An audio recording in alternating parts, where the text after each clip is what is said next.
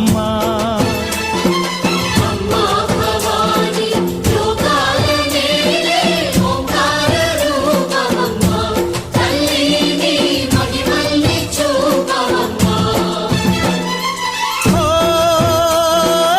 సృష్టికే దీపమా, శక్తికే మూలమా, సింహరథమే నీదమ్మా.